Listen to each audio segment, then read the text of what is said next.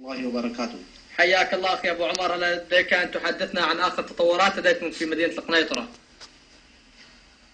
نعم، بداية اسمح لي أن أترحم على شهداء الثورة السورية اليتيمة والشفاء العاجل للجرحى والحرية للمعتقلين. نعم، وفي تفاصيل الأحداث فإن حربا حقيقية تدور الآن بين رحاها الآن في مدينة البعث وخان أرنب في ظل انقطاع التيار الكهربائي، يترافق بقصف عنيف من قيادة اللواء 90 الواقع في بلدة الكوم. يستمر النظام الفاقد للشرعية بتدمير التاريخ السوري، وذلك من خلال قصف الخان الأثري موجود في بلدة خان أرنبة والتي أخذت اسمها منه، بالإضافة لبعض الحارات القديمة.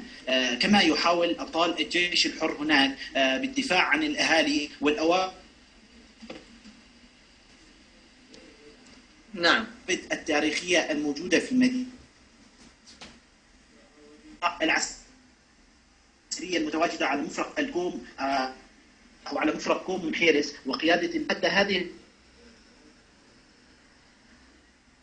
اللحظة سقوط 7 قذائف من المدفعية الثقيلة والهاون على القرية.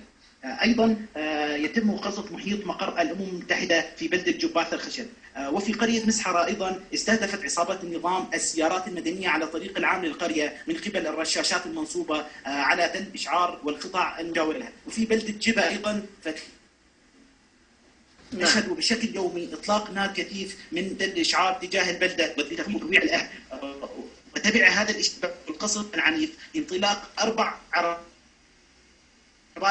BTM بالإضافة ل5 سيارات دوشكا باتجاه مدينة خان أرنبة، بالإضافة إلى إغلاق جميع مداخل ومخارج المدينة تحسب من سيطرة الجيش الحر على المدينة، كما أن هناك حصار لبعض المدنيين في وسائل نعم في مدينة خان أرنبة بسبب إغلاق مداخل ومخارج. في بالقرب من مفرق معص تمركزت 3 آليات BTR وسيارات من نوع مازدا نصب عليها رشاشات دوشكا.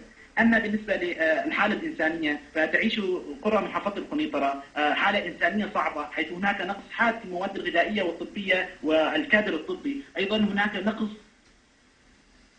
بمواد التدفئة والوقود، كما هناك صعوبة بالغة بالحصول على نعم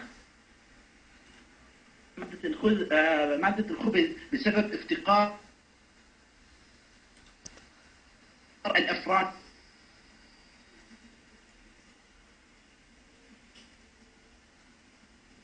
نعم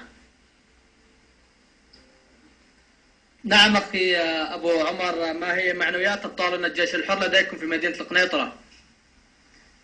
نعم، أبطال الجيش الحر في